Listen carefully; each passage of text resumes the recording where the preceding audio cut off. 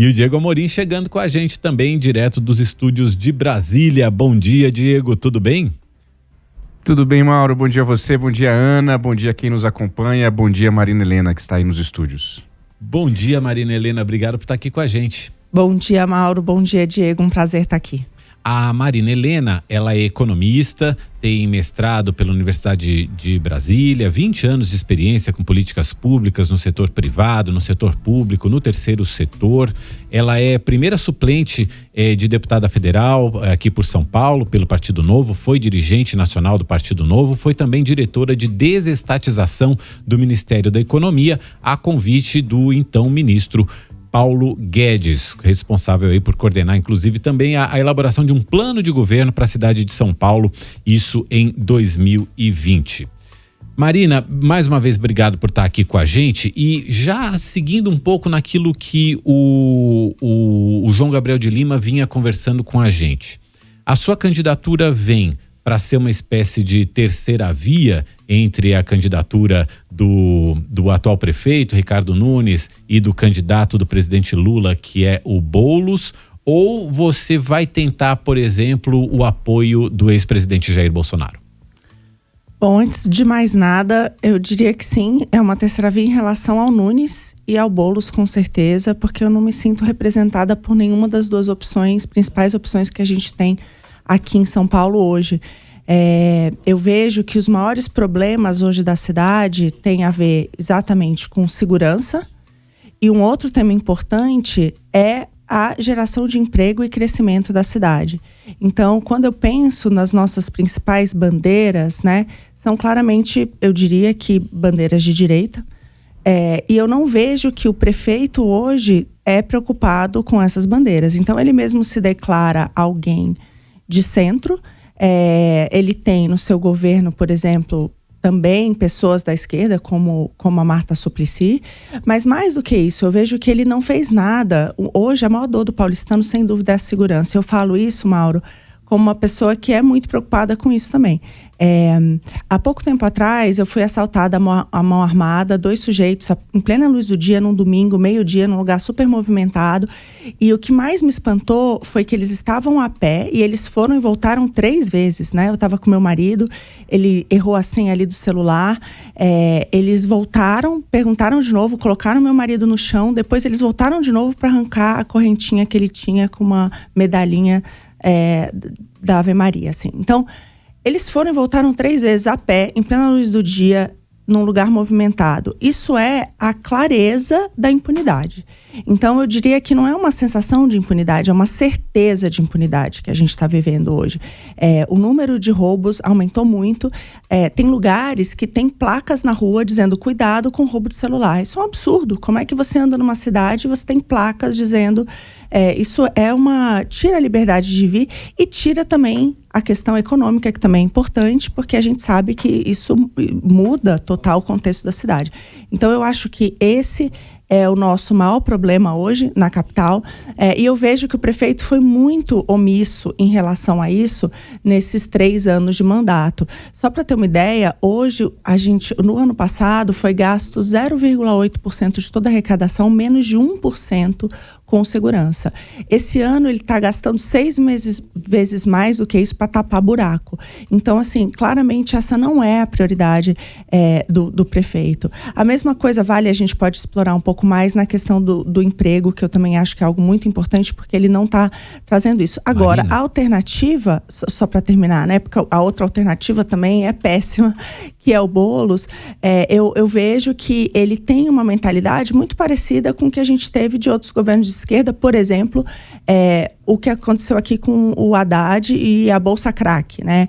E ali a gente teve um aumento muito forte também da criminalidade. Quando a gente pega outros governos de esquerda pelo Brasil, olha o que está acontecendo, o caos que está acontecendo na Bahia. Então, tem uma mentalidade ali de culto à bandidolatria, de que o bandido é vítima da sociedade, muito forte, que eu vejo que é algo também que é alguém que eu não consigo ver para a nossa cidade. Então, acho que as duas alternativas são muito ruins. Só para concluir a questão da política, você vai atrás do apoio do Jair Bolsonaro, do ex-presidente Jair Bolsonaro, para sua candidatura, já que você fez parte do governo dele? Eu fui para Brasília, né, a convite do ministro Paulo Guedes, me orgulho muito dessa trajetória, acho que a gente teve aí a sorte de ter o melhor ministro da Economia, sem dúvida, acho que muita coisa foi feita, mas o que eu estou vendo é que tem uma disputa ali grande e o Bolsonaro, assim, está sendo coagido pelos caciques políticos, né, ali o Valdemar, a apoiar o Nunes. Então, acho, pelo que está hoje posto aí, que é complicado ele apoiar uma outra via, né? Ele parece que tentou emplacar ali o nome do Ricardo Salles, mas essa questão, né, partidária não permitiu. Então, eu vejo que, sem dúvida, assim, o que eu defendo em termos de economia, o que eu defendo em termos de segurança, tem muito mais o lado da direita, sem dúvida alguma.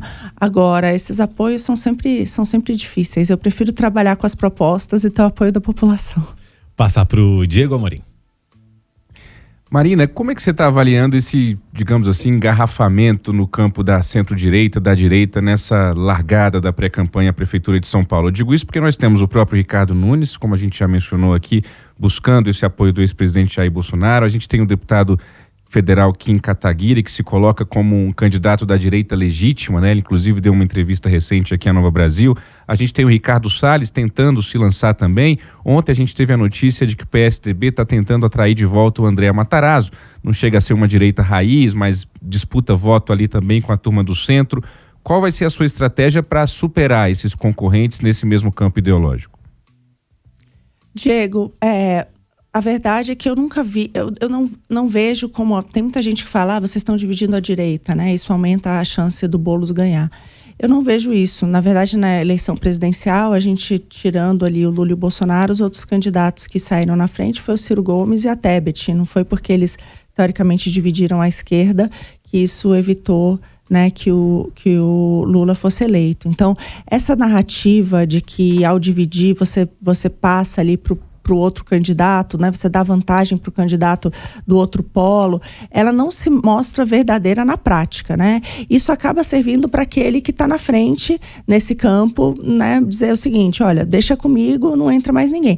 Mas se for assim, a gente nunca tem renovação. O próprio, vou dar um exemplo aqui do governador de Minas, que foi o Zema, né? Então, naquele momento, também parecia alguém que estava completamente fora do páreo e acabou levando o segundo maior estado do Brasil. O próprio presidente Bolsonaro, logo no início, pontuava baixo nas pesquisas, as pessoas não levavam muito a sério. Então, se a gente fala, de fato, de que o jogo já está aí, né, e eu não consigo acreditar nisso. Eu acho que o paulistano está cansado de quem promete muita coisa e entrega muito pouco. Então eu vejo que precisa ter boas propostas. As minhas propostas, todas elas, eu tenho uma preocupação. Os problemas hoje do Brasil e da cidade são conhecidos. E as respostas também. São fáceis, não tem nada mirabolante. Mas precisa ser encarado de frente por alguém que queira resolver problema. E eu acho que esse é um perfil muito forte do Novo, né? A gente hoje tem o prefeito, que é o prefeito melhor avaliado do Brasil, que é o Adriano Silva, em Joinville, que tem 92% de aprovação. Eu passei uma semana lá e eu vi o milagre que ele faz realmente, não é à toa que os joinvilenses gostam tanto do trabalho, porque é baseado na solução, né? Então, eu vejo que a gente precisa disso. Quando a gente fala, por exemplo, de segurança, que é uma pauta que eu acho que é fundamental, a cidade há muito tempo não tem protagonismo. E o que a gente vê em municípios que resolveram a questão da violência é um protagonismo, sim, da Guarda Municipal, um investimento forte em inteligência. Então, não é possível que você queira endereçar um problema como esse, você gasta 6 vezes mais para tapar buraco e menos de 1% do orçamento com segurança. Então, outro ponto que é interessante, por exemplo, hoje a gente tem os marronzinhos, né? A gente tem os guardas aqui de trânsito. E o que a gente tem hoje é que a própria GCM, a própria Guarda Civil, ela é treinada e ela gasta boa parte do seu tempo aplicando multa de trânsito. Então, eu acho que a gente podia fazer o inverso, que é integrar essas forças, treinar os CETs, né?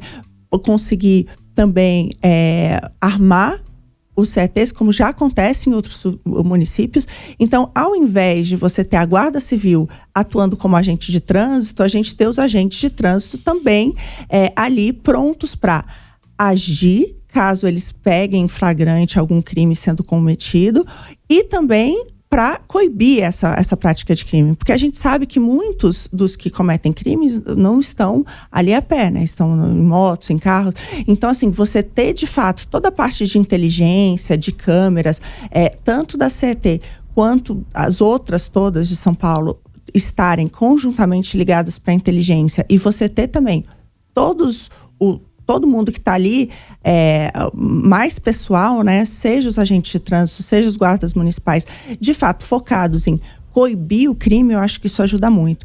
Tem uma experiência boa que aconteceu ali. Eu fiquei só com uma dúvida na sua resposta. A senhora está propondo transformar a Companhia de Engenharia de Tráfego em polícia? Em vários municípios, Mauro, o que acontece é que essas duas estão abaixo. Aliás, isso é o mais comum. Que tanto a de tráfego quanto a de segurança estejam embaixo da Secretaria de Segurança. E é algo que tem se mostrado muito efetivo também na inibição do crime. É você ter alguém que, obviamente, precisa de treinamento muito forte para o uso, né, das armas, mas também o treinamento psicológico, que é algo como acontece com a Guarda Municipal, que você tem ali, enfim, toda uma carga ali horária de treinamento mesmo. Mas eu vejo isso com bons olhos no caso da cidade, porque você já ajuda. E a gente sabe que a gente tem um problema hoje, porque é o contrário. Hoje a Guarda Municipal, ela está muitas vezes a serviço da indústria de multas. Então, com o objetivo de aumentar a arrecadação. A gente teve um aumento inacreditável, assim. Esse prefeito que se diz de direita, né, de centro-direita, a gente teve um aumento de carga aqui em São Paulo, de impostos, de 19% descontado da inflação nos últimos 2 anos. 19%. É muito dinheiro. Enquanto isso, a renda do paulistano caiu. Então, e uma das coisas que aumenta muito é essa indústria de multas. E eu não vejo isso como algo que está resolvendo os problemas da cidade. Então, vamos inverter essa lógica, né? Ao invés de colocar a Guarda Municipal como é hoje cerca de 3/4 da Guarda Municipal, ela é treinada para aplicar multa e ela tem um foco nisso. Então, não, agora o foco tem que ser segurança. Diego. Marina, você é economista, tem uma ligação com o mercado financeiro, coordenou a parte econômica da campanha do Felipe Dávila, candidato à presidência pelo Novo no ano passado. Como não ser identificada como uma candidata da Faria Lima e ampliar essa base de apoio que você busca para ser eleita prefeita da capital? Bom, Diego, primeiro que a minha história não começou na Faria Lima, né? Ainda bem que ela teve ela terminou ali. Enfim, eu passei a minha infância em São Luís do Maranhão, eu fugi de lá aos 13 anos, depois de sofrer um abuso. Eu estudei, batalhei muito para sustentar minha mãe e meus irmãos. E nessa trajetória eu vim parar em São Paulo exatamente em busca de oportunidades. E consegui trabalhar no mercado financeiro. Trabalhei durante 14 anos como economista em diversas instituições. E isso me deu a total liberdade que eu buscava financeira, né, para alterar a minha vida daqueles que eu amo. Depois disso, depois que a minha filha nasceu, eu já tinha conquistado muito mais do que eu sonhei um dia na vida. E eu acho que a minha mudou ali, né? Então, ao invés de estar preocupado comigo, eu passei a me preocupar muito com o legado que eu deixaria para minha filha. Agora para o meu filho também, eu estou grávida de 20 semanas. Então, isso foi assim que eu fui parar em Brasília, foi assim que eu aceitei o convite do ministro. Na época, minha filha era muito pequena e eu fiquei 1 ano na ponte aérea, porque eu sabia que o que fosse conquistado, e eu acho que a gente fez muito, né? Mesmo na Secretaria de Desestatização, a gente está vendo agora o problema fiscal que a gente está enfrentando no Brasil mais uma vez, né? Mais uma vez, isso afeta todo mundo. Lembrando, a pior crise que a gente já teve ali no final do governo Dilma, teve um efeito muito perverso. A gente acabou com 14 milhões de desempregados. A nossa renda hoje, Diego, até hoje não voltou aos níveis de 2013, até hoje. Então, e agora a gente está vendo o efeito disso tudo de volta, de quem não cuida das suas contas.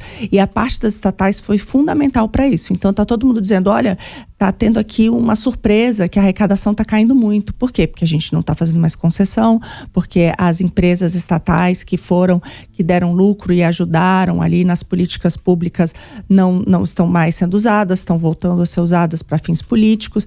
Então, eu acho que a gente foi ali e fez, né, um trabalho excelente de enfrentar a falta de eficiência e a corrupção, que foi a marca registrada dos governos PT nas estatais. Isso foi o que me levou até lá. Então, eu vejo que, no fundo, o que me move é, primeiro, essa não é a minha história, né? A minha história foi outra, tive que carregar muito piano, ralar muito. E eu acho que eu vim para a política exatamente por isso, porque eu quero transformar essa realidade dessas pessoas. Eu vejo que eu tenho 43 anos. E nesses 43 anos, o Brasil não cresceu nada, né? Como economista, eu vi o mundo mais, assim, em 30 anos, o mundo dobrou a sua renda. O Brasil, no nosso ritmo que a gente teve nos últimos 40, demoraria mais de um século. Então, é horrível isso. As pessoas estão estagnadas, estão no mesmo lugar.